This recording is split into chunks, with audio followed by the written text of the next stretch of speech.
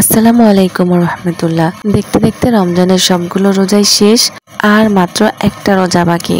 আজকে চাঁদ উঠলে আগামীকাল ঈদ। সবাইকে অগ্রিম ঈদ মোবারক। বোরখা পরে রেডি হয়েছি শ্বশুরবাড়ির উদ্দেশ্যে। কিছুক্ষণের মধ্যেই রওনা দেব। আব্বু আম্মুকে একা রেখে যাচ্ছি। গলাটা জড়সড় হয়ে আসছে, কষ্টে বুকটা ফেটে যাচ্ছে। আজকে আমার আব্বু আম্মুর 3টা সন্তানের মধ্যে একটাও কাছে নাই। প্রত্যেকবারই আব্বু আম্মুর সঙ্গেই থাকি, শুধু এবারই থাকতে পারছি না ড্রাইভারের কারণে। কারণ ড্রাইভার আমাদেরকে নিয়ে যায়, তার ছুটি শেষ, সে আমাদেরকে পরবর্তীতে নিতে পারবে না। তো এই কারণেই যাচ্ছি। সঙ্গে আমার ছেলে যাচ্ছে, আমার মেয়ে যাচ্ছে। তো আমার স্বামী থাকলে তাকে নিয়ে হয়তো বা ঈদের পরের দিনই যেতাম। প্রত্যেকবারই বা প্রত্যেক বছর যে কাজটা করি, এবার আর সেটা হচ্ছে না। এবার আব্বু আম্মুকে একা রেখে, পুরো বাড়িতে একা রেখে আমরা চলে যাচ্ছি। আমার সত্যিই ভীষণ কষ্ট হচ্ছে। আর আমার মাকে দেখেন, তার একমাত্র নাতিকে কোলে নিয়ে আমার মার মুখে কোনো কথা নাই, চোখে কোনো পানি নাই। সে কি বলবে কিছু বুঝতে পারছে না। না পারছে আমাদেরকে থাকতে বলতে, না পারছে আমাদেরকে বলতে যে ঠিক আছে যাও। তবুও শত কষ্টে আমাদেরকে বিদায় দিল। আর আমরা চলে যাচ্ছি শ্বশুরবাড়ির উদ্দেশ্যে। দেখতেই পাচ্ছেন ইতিমধ্যে গাড়ি চলে এসেছে এবং আমরা রওনাও দিয়ে দিয়েছি। মেয়ে মানুষের জীবনটা এতটা কষ্টের, বাপের বাড়িকে কাঁদিয়ে শ্বশুর বাড়িতে এসে হাসি ফোটায়। যেই বাবা মা এত কষ্ট করে সন্তান লালন পালন করে বড় বানায়, তাকেই একসময় বিদায় দিতে হয় অন্যের বাড়ি যাওয়ার জন্য। তো আমি আমার বাবা মার কাছে থাকি, প্রত্যেকটা মুহূর্তে খারাপ ভালো তাদেরকে দেখাশোনা করি, তাদের সঙ্গ দেই। কিন্তু ঈদের মতো একটা আনন্দঘন মুহূর্তটাতে আজকে থাকতে পারছি না। সত্যি আমি কথা বলতে গেলেও আমার খুব কষ্ট লাগছে।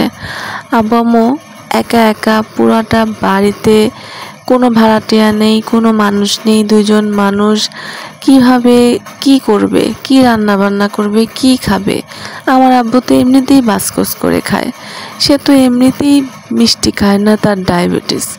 আমরা বাসায় থাকলে তো হয়তো বা মা কত কিছু রান্না করতো। সকালবেলা উঠেই আগেই মা রান্নাঘরে চলে যেত, কত কিছু আইটেম বানাইতো। আজকে কি করবে, কি রান্না করবে, মনে চাবে রান্নাঘরে ঢুকে কিছু রান্না করতে? তবুও সে মা, সে মেয়ের মাদেরকে কষ্ট সহ্য করতে হয়, বুকে পাথর চাপা দিয়ে থাকতে হয়। কারণ তাদের মেয়েদেরকে বড় করে শ্বশুর বাড়িতে পাঠাতে হয়। সেখানে তাদের আনন্দের মুহূর্তগুলো শ্বশুর বাড়িতেই শেয়ার করতে হয়, যেটা বাপের বাড়িতে করা যাবে না। মেয়েরা বাপের বাড়িতে থাকলে হয়ে যায় বোঝা।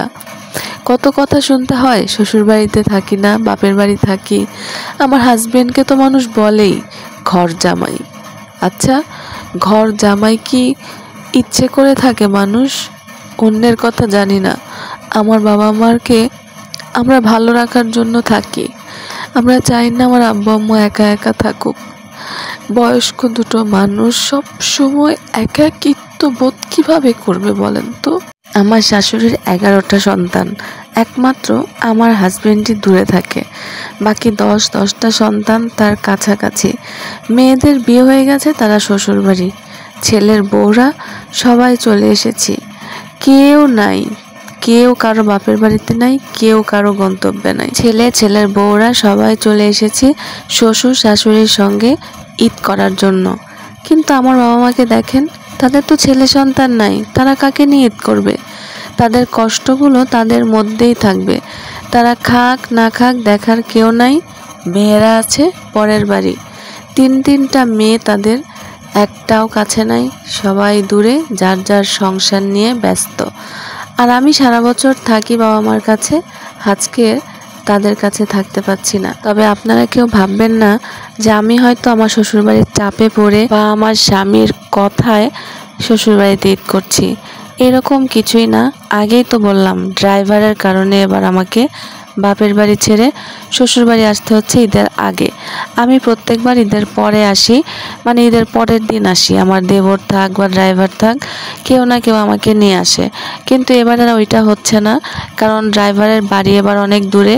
অন্যান্য আগে যে ড্রাইভারগুলো ছিল সবার বাড়ি গাজীপুরেই ছিল এবং তারা যে কোনো সময় তাদের ঈদের ছুটি থাকলেও আমাকে নিয়ে যেতে পারতো ঈদের পরের দিন। কিন্তু এবার আর সেটা হচ্ছে না। আমার দেবরেরও আসলে ওরকমভাবে সময় নাই, তো সেও চাচ্ছিল যে আমি যেন ঈদের আগেই আসি। তো এই যে দেখেন, ট্রাকে করে সবাই যাচ্ছে নিজেদের গন্তব্যে, নিজেদের পরিবারকে সময় দিতে। ঈদের মতো একটা আনন্দের মুহূর্তে সবাই যত কষ্টই হোক না কেন, তীব্র কাঠফাটা রোদে শত বাধা অতিক্রম করে পরিবারের সঙ্গে ঈদ উদযাপন করায় সবাই ব্যস্ত। আর দেখেন, আমরাও ঈদ করতে চলে আসলাম একদম খুব তাড়াতাড়ি। তো আজকের ভিডিওটা কেমন লাগলো, একদম আবেগ আপ্লুত হয়ে আজকের ভিডিওটা করেছি। আমার সত্যি মনটা খুবই খারাপ। তো আমার আব্বু আম্মুর জন্য সবাই দোয়া করবেন, তারা যেন ভালো থাকে, নিরাপদে থাকে এবং সুস্থ থাকে। তো আজকের মতো সবাইকে ঈদের শুভেচ্ছা জানিয়ে বিদায় নিচ্ছি। সবাই ভালো থাকবেন, সুস্থ থাকবেন। ঈদ মোবারক। আল্লাহ হাফেজ।